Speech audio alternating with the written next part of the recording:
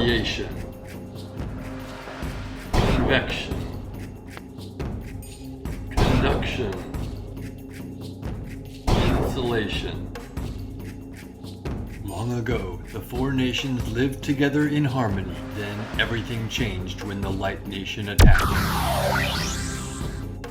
Only the solar oven, master of all four elements, could stop them. But when the world needed him most, he vanished. Your job is to combine these forces into the solar oven of the ultimate power, bring them together, and cook. Your task, dear students, is to harness the energy of these four elements: radiation, convection, conduction, and insulation.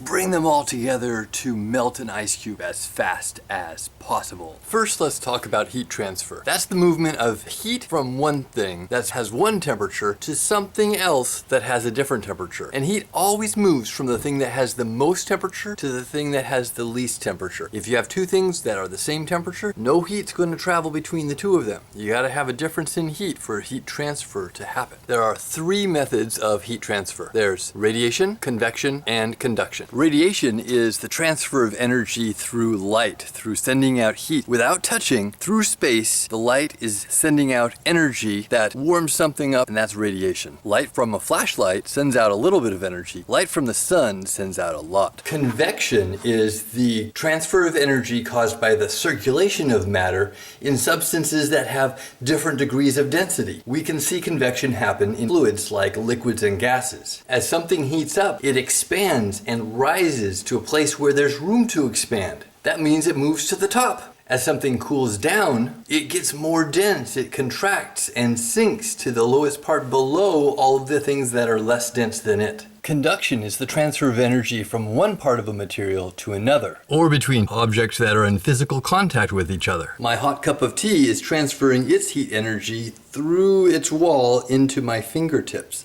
The two objects that are touching send the heat energy from the one that has the more energy to one that has less energy. Metals are good conductors. That's why we use them for wires and for cooking pans. The heating element in the toaster oven gets hot from an electrical current that excites the atoms. They move faster and faster and heat up. If they get hot enough, they even glow and start to radiate light. The metal pot that I cook in also conducts heat. It absorbs heat from the flames that touch it, and excited atoms heat up. That conduction heats up the water that touches the metal of the pot. For the water at the top of the pot to heat up, we need convection to circulate the water. Let's look at this cycle as it relates to weather.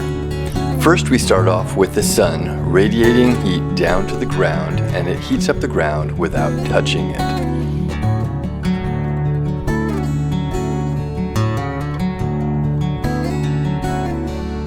Then we move to conduction. The ground heats the air that it is touching. That air warms, expands, and rises.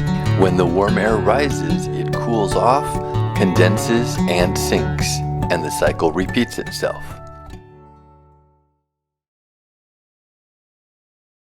So your challenge is this. You want to design a solar oven that can cook a cup of ice. That's ice, not rice, ice. How much ice can you melt in 2 hours? Decide your size. Too big might be too much space and you can't contain your heat. Too small and you might not have enough ice that you can really melt very much. Think about how will you get your heat into the ice? There has to be a transfer of that energy. Will you use radiation? Try to get in as much light as possible. Will you use convection? Is there any way to keep the cold air moving away from the ice and the warm air moving toward it? Conduction. Is there any way for metals to conduct the energy toward the ice? This brings us to the concept of insulation. Insulation is the opposite of conduction. Insulation prevents heat transfer. Why would you want a prevention of heat transfer? Well, once you've contained all of the heat into your box, you don't want that heat to leave. If you just had an open box, the heat that came into the box might expand and rise and leave. So you want something your solar oven will hold the heat in. So it might involve a little bit of insulation also. Take your challenge seriously, and I wish you luck.